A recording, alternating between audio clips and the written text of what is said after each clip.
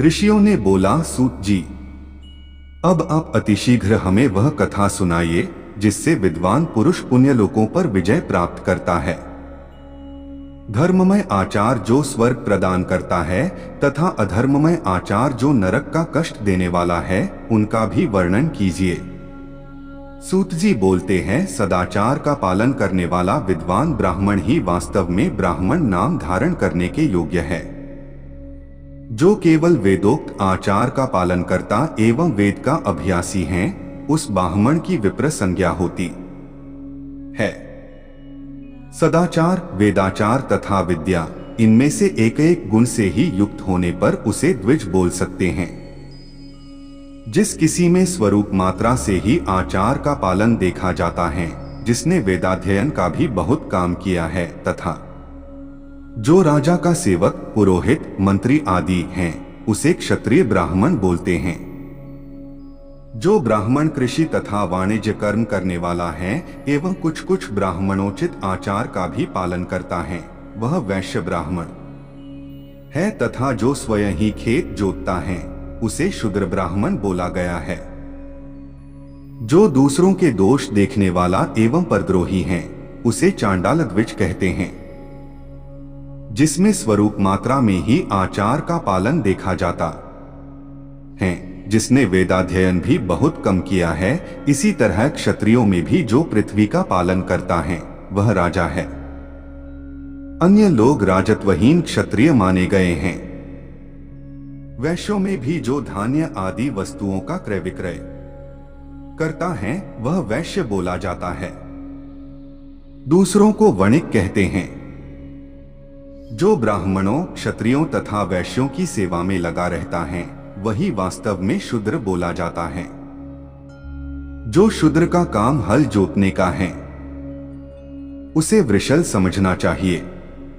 सेवा, शिल्प और कर्षण से भिन्न वृत्ति का आश्रय लेने वाले शूद्र दस्यु बोले जाते हैं।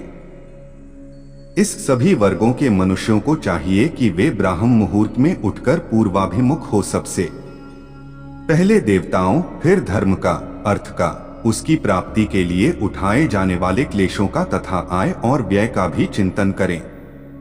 रात के पिछले पहर को उषःकाल समझना चाहिए। उस अंतिम पहर का जो आधा या मध्य भाग में आता है, उसे संधि काल बोलते हैं। उस काल में उठकर द्विज को मलमूत्र आदि का त्याग करना चाहिए। घर से दूर जाके बाहर से अपने शरीर को ढककर दिन में उत्तराभिमुख बैठकर मलमूत्र का त्याग करे। यदि उत्तराभिमुख बैठने में कोई रुकावट हो तो दूसरी दिशा की ओर मुख करे। जल, अग्नि, ब्राह्मण आदि तथा देवताओं का सामना करके नहीं बैठे। मलत्याग करके उठने पर फिर उस मल की ओर नहीं देखे। तदंतर जलाशय से बाहर निकाले हुए जल से ही गुदा की शुद्धि करे अथवा देवताओं, पितरों तथा ऋषियों के तीर्थों में उतरे बिना ही प्राप्त हुए जल से शुद्धि करे। गुदा में 7, 5 या 3 बार मिट्टी लगाकर उसे धोकर उसकी शुद्धि करे। लिंग में कोड़े के फल के बराबर मिट्टी लेकर लगाए और उसे साफ कर दे। परंतु गुदा में लगाने के लिए 1 पसर मिट्टी की आवश्यक है। इसके पश्चात उठकर अन्यत्र जाए और हाथ पैरों की शुद्धि करके 8 बार कुल्ला करे। जिस किसी वृक्ष के पत्ते अथवा उसके पतले काष्ठ से जल के बाहर दतुअन करना चाहिए, उस समय तर्जनी अंगुली का प्रयोग नहीं करे। यह दंत शुद्धि का विधान बताया गया है।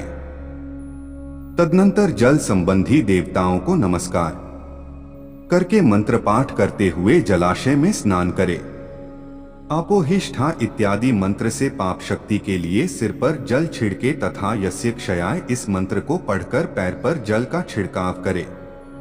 इस क्रिया को संधि प्रोक्षण कहते हैं। आपोहिष्ठा इत्यादि मंत्र में 3 ऋचाएं हैं और प्रत्येक ऋचा में गायत्री छंद के 3-3 चरणों में विभाजित किया गया है। इनमें से प्रथम ऋचा के 3 चरणों का पाठ करते हुए क्रमशः पैर, मस्तक और हृदय में जल का छिड़काव करे। दूसरी ऋचा के 3 चरणों को पढ़कर क्रमशः मस्तक, हृदय और पैर में जल का छिड़काव तथा तीसरी ऋचा के 3 चरणों का पाठ करते हुए क्रमशः हृदय, पैर और मस्तक का जल से प्रोक्षण करे। इसे विद्वान पुरुष मंत्र स्नान मानते हैं। प्रातःकाल सूर्यश्वमा मनुष्य इत्यादि सूर्यानुवाक से तथा सायंकाल अग्निश्वमा मनुष्य इत्यादि अग्नि संबंधी अनुयाक से जल का आचमन करके पुनः जल से अपने अंगों का प्रोक्षण करे। मध्याह्न काल में भी आपह पुनंतु इस मंत्र से आचमन करके पूर्ववत प्रोक्षण या मार्जन करना चाहिए। प्रातःकाल की संध्योपासना में गायत्री मंत्र का 3 बार जप करके ऊपर की ओर सूर्य देव को अर्घ्य देना चाहिए।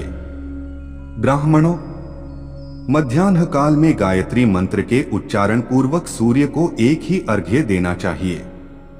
फिर सायंकाल आने पर पश्चिम की ओर मुख करके बैठ जाए और पृथ्वी पर ऊपर की ओर नहीं ही सूर्य के लिए अर्घ्य दे। प्रातःकाल और मध्याह्न के समय अंजलि में अर्घ्य जल लेकर अंगुलियों की ओर से सूर्य देव के लिए अर्घ्य दे। फिर अंगुलियों के छिद्र से ढलते हुए सूर्य को देखे तथा उनके लिए स्वतः प्रदक्षिणा करके शुद्ध आचमन करे।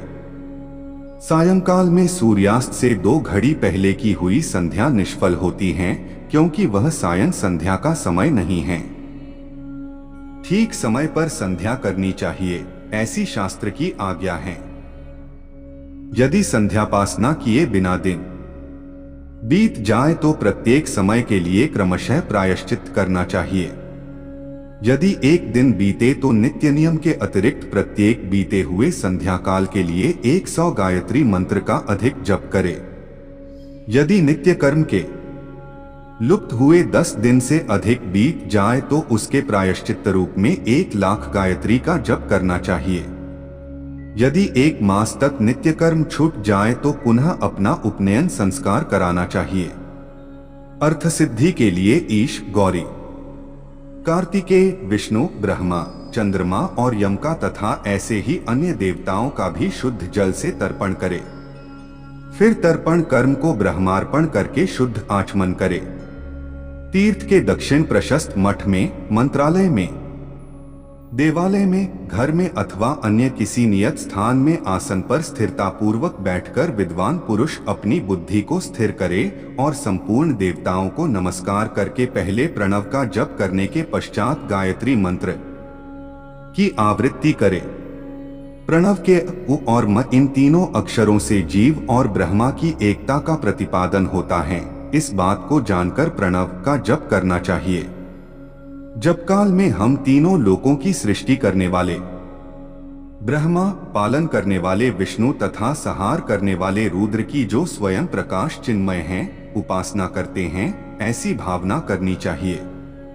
यह ब्रह्म स्वरूप ओंकार हमारी कर्मेंद्रियों और ज्ञानेंद्रियों की वृत्तियों, मन की वृत्तियों एवं बुद्धि वृत्तियों को सदा भोग और मोक्ष प्रदान करने वाले धर्म एवं ज्ञान की ओर प्रेरित करे। प्रणव के इस अर्थ का बुद्धि के द्वारा चिंतन करता हुआ जो इसका जप करता है, वह निश्चय ही ब्रह्मा को प्राप्ति करता है, अथवा अर्थानुसंधान के बिना भी प्रणव का नित्य जप करे। इससे ब्राह्मणत्व की पूर्ति होती है। श्रेष्ठ ब्राह्मण को प्रतिदिन प्रातःकाल 1 सहस्त्र गायत्री मंत्र का जप करना चाहिए। इससे ब्राह्मणत्व की पूर्ति होती है। मध्याह्न काल में 100 बार और सायंकाल में 28 बार जप की विधि है। अन्य वर्ण के लोगों को अर्थात क्षत्रिय और वैश्य को तीनों संध्याओं के समय यथासाध्य गायत्री जप करना चाहिए। शरीर के भीतर 6 चक्र हैं, मूलाधार, स्वाधिष्ठान, मणिपुर, अनाहत, आज्ञा और सहस्त्रार। इनमें मूलाधार से लेकर सहस्त्रार तक 6 स्थानों में क्रमशः विद्येश्वर, ब्रह्मा, विष्णु, ईश, जीवात्मा और परमेश्वर स्थित हैं। इन सब में ब्रह्म बुद्धि करके इनकी एकता का निश्चय करे और वह ब्रह्मा मैं हूं ऐसी भावना पूर्वक प्रत्येक श्वास के साथ सोहम का जप करे। उन्हीं विद्येश्वर आदि की ब्रह्मरंध्र आदि में तथा इस शरीर से बाहर भी भावना करे। प्रकृति के विकारभूत महत तत्व से लेकर पंचभूत पर्यंत तत्वों से बना हुआ जो शरीर हैं, ऐसे सहस्त्रों शरीरों का एक एक अजपा गायत्री के जप से एक एक के क्रम से अतिक्रमण करके जीव को धीरे धीरे परमात्मा से संयुक्त करे। यह जप का तत्व बताया गया है। 100 अथवा 28 मंत्रों के जप से उतने ही शरीरों का अतिक्रमण होता है। इस प्रकार जो मंत्रों का जप है, इसी को आदिक्रम से वास्तविक जप समझना चाहिए। सहस्त्र बार किया हुआ जप ब्रह्मलोक प्रदान करता है, ऐसा जानना चाहिए। 100 बार किया हुआ जप इंद्रपद की प्राप्ति कराने वाला माना गया है। इससे अधिक समय तक नियम का उल्लंघन हो जाए तो पुनः नए सिरे से गुरु से नियम ग्रहण करे। ऐसा करने से दोषों की शांति होती है, अन्यथा वह रौरव नरक को प्राप्त करता है। मुमुक्षु ब्राह्मण को तो सदा ज्ञान का ही अभ्यास करते रहना चाहिए। धर्म से अर्थ की प्राप्ति होती है, अर्थ से भोग सुलभ होता है, फिर उस भोग से वैराग्य की संभावना होती है।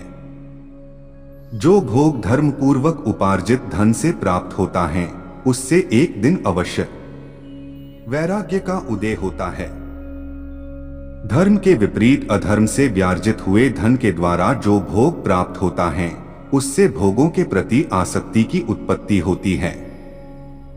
मनुष्य धर्म से धन पाता है, तपस्या से उसे दिव्य लग्न की प्राप्ति होती है। कामनाओं का त्यागी पुरुष के अंतःकरण की शुद्धि होती है। इसमें संशय नहीं है कि उस शुद्धि से ज्ञान का उदय होता है। सत्ययुग आदि में तप को ही प्रशस्त कहा गया है, किंतु कलियुग में द्रव्य साध्य धर्म को अच्छा माना गया है। सत्ययुग में व्यान से, त्रेता में तपस्या से और द्वापर में यज्ञ करने से ज्ञान की सिद्धि होती है, परंतु कलियुग में प्रतिमा की पूजा से ज्ञान का लाभ प्रदान होता है। अधर्म हिंसा रूप है और धर्म सुख रूप है। अधर्म से मनुष्य दुख पाता है और धर्म से वह सुख एवं अभ्युदय का भागी होता है। दुराचार से दुख की प्राप्त होती है और सदाचार से सुख की। जो क्षत्रिय एक सहस्त्र कुटुंब को जीविका और आवास प्रदान करता है, उसका वह कर्म इंद्रलोक की प्राप्ति कराने के समान होता है। 10,000 कुटुंबों को दिया हुआ आश्रय दान ब्रह्मलोक प्रदान करता है। तपस्या और तीर्थ सेवन से अक्षय सुख पाकर मनुष्य उसका उपभोग करता है, इसलिए धनहीन पुरुष सदा तपस्या का उपार्जन करे। अब मैं न्यायतः धन के उपार्जन की विधि बता रहा हूं। न्यायोपार्जित धन का दान करने से दाता को ज्ञान की सिद्धि प्राप्त होती है। ज्ञान सिद्धि द्वारा सब पुरुषों को गुरु कृपा मोक्ष सिद्धि सुलभ होती है। मोक्ष से स्वरूप की सिद्धि, ब्रह्मरूप से स्थिति प्राप्त होती है, जिससे मुक्त पुरुष परमानंद का अनुभव करता है। गृहस्थ पुरुष को चाहिए कि वह धन धान्य आदि सब वस्तुओं का दान करे। वह तृषा निवृत्ति के लिए जल तथा क्षुधारूपी रोग की शांति के लिए सदा अन्न का दान करे। खेत, धान्य, कच्चा अन्न तथा भक्ष्य, भोज्य, लेहा और चोपेय, ये 4 प्रकार के सिद्ध अन्न दान करने चाहिए। इसमें कोई संशय नहीं है कि जिसके अन्न को खाकर मनुष्य जब तक कथा श्रवण आदि सद्धर्म का पालन करता है, उतने समय तक उसके किए पुण्यफल का आधा भाग दाता को मिल जाता है। दानी पुरुष दान में प्राप्त हुई वस्तु का दान तथा तपस्या करके अपने प्रतिप्रजनित पाप की शुद्धि कर ले, अथवा उसे रौरव नरक में गिरना पड़ता है। अपने धन के 3 भागों में बांटे, एक भाग धर्म के लिए, दूसरा वृद्धि के लिए तथा तीसरा अपने उपभोग के लिए। नित्य, नौमित्तिक एवं काम्य, ये तीनों प्रकार के कर्म धर्मार्थ रखे हुए धन से करे। साधक को चाहिए कि वह वृद्धि के लिए रखे हुए धन से इस प्रकार का व्यापार करे जिससे उस धन की वृद्धि हो तथा उपभोग के लिए रक्षित धन से हितकारक, परिमित एवं पवित्र भोग भोगे। खेती से पैदा किए हुए धन का 10वां अंश दान कर दे, इससे पाप की शुद्धि होती है। शेष धन से धर्म, बुद्धि एवं उपभोग करे, अन्यथा वह रौरव नरक में पड़ता है, अथवा उसकी बुद्धि पापपूर्ण हो जाती है या खेती ही चौपट हो जाती है। वृद्धि के लिए किए गए व्यापार में प्राप्त हुए धन का छठा भाग दान करे देने योग्य है। बुद्धिमान पुरुष अवश्य उसका दान कर दे। विद्वान को चाहिए कि वे औरों के दोषों का उल्लेख नहीं करे। ब्राह्मणों, दोषवश औरों के सुने या देखे हुए छिद्र को भी प्रकट नहीं करे। विद्वान पुरुष ऐसी बात न बोले जो समस्त प्राणियों के हृदय में रोम पैदा करती हो। ऐश्वर्य की सिद्धि के लिए दोनों संध्याओं के समय अग्निहोत्र कर्म अवश्य करे। जो दोनों समय अग्निहोत्र करने में असमर्थ हो, वह एक ही समय सूर्य और अग्नि को विधिपूर्वक दी हुई आहुति से संतुष्ट करे। चावल, धान्य, घी, फल, कंद तथा हविष्य इनके द्वारा विधिपूर्वक स्थाली पाक बनाए तथा यथोचित रीति से सूर्य और अग्नि को अर्पित करे। यदि हविष्य का अभाव हो तो प्रधान होम मात्र करे। सदा सुरक्षित रहने वाली अग्नि को विद्वान पुरुष अजस्त्र की संज्ञा देते हैं, अथवा संध्या काल में जप मात्र या सूर्य की वंदना मात्र कर ले। आत्मज्ञान की इच्छा वाले तथा धनार्थी पुरुषों को भी इस प्रकार विधिवत उपासना करनी चाहिए। जो सदा ब्रह्मयज्ञ में तत्पर होते हैं, देवताओं की पूजा में लगे रहते हैं, नित्य अग्नि पूजा एवं गुरु पूजा में अनुरक्त होते हैं तथा ब्राह्मणों को तृप्त किया करते हैं, वह सभी स्वर्गलोक को पाते हैं। अध्याय समाप्त हुआ। धन्यवाद।